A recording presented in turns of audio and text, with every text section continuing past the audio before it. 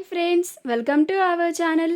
Satyabhama serial next ఎపిసోడ్లో ఏం జరగబోతోందో ఈ వీడియోలో చూసి తెలుసుకుందాం. క్రిష్ సత్యకి సపోర్ట్ చేయనున్నాడా? అసలేం జరిగింది అని తెలుసుకోవడానికి ఈ వీడియోని స్కిప్ చేయకుండా ఎండ్ వరకు చూసేయండి.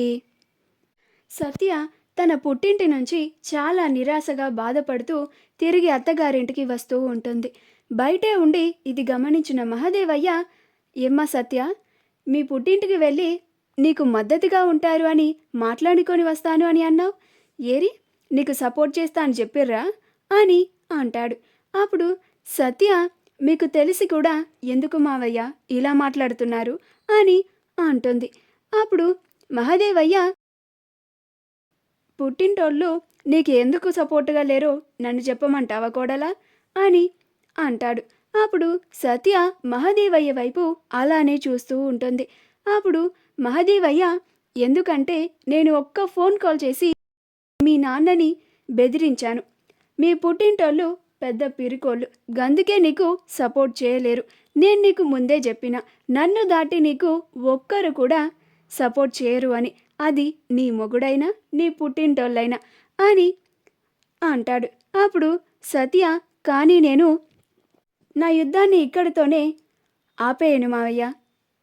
నేను ఒక్కదాన్నే అయినా నా వెనకాల 10 మంది ఉన్నా సరే లేకున్నా సరే నేను పోరాడుతూనే ఉంటాను అని అంటుంది.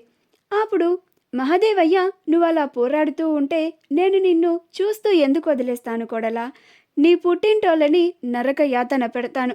లేదు, ఈ నరక యాతన నీ పుట్టింటోళ్ళు క్షేమంగా ఉండాలి అని అనుకుంటూ ఉంటే నువ్వు నేను చెప్పినట్లుగా ఈ ఎలక్షన్ల ఆలోచన మానుకో. బుద్ధిగా ఇంట్లో చిన్న కోడలు లెక్క పడుండు. అప్పుడు నీ పుట్టింటోళ్ళు సుఖ సంతోషాలతో క్షేమంగా ఉంటారు. లేదంటే నీ పుట్టింటోళ్ళ గతి ఇంతకు ముందు కన్నా మరీ తీవ్రంగా పడుతుంది అని అంటాడు. అప్పుడు సత్య చాలా భయపడిపోతూ ఉంటుంది. కానీ ఆ భయాన్ని బయటకు తెలియనివ్వకుండా, మీరు ఏమన్నా చేసుకోండి మావయ్య, నేను మాత్రం వెనక్కి తగ్గే ప్రసక్తే లేదు అని అక్కడి నుంచి వెళ్ళిపోతుంది. క్రిష్ వాళ్ళ ఫ్రెండ్స్తో మాట్లాడడానికి వెళ్తాడు. అక్కడ వాళ్ళ ఫ్రెండ్స్, ఏందన్నా నీ సపోర్ట్ని ఎవరికి ఇస్తున్నావు అని అంటారు. అప్పుడు క్రిష్, గట్లడుగుతున్నావేంద్రా, నా సపోర్ట్ ఎప్పుడు మా బాపుకే అని అంటాడు.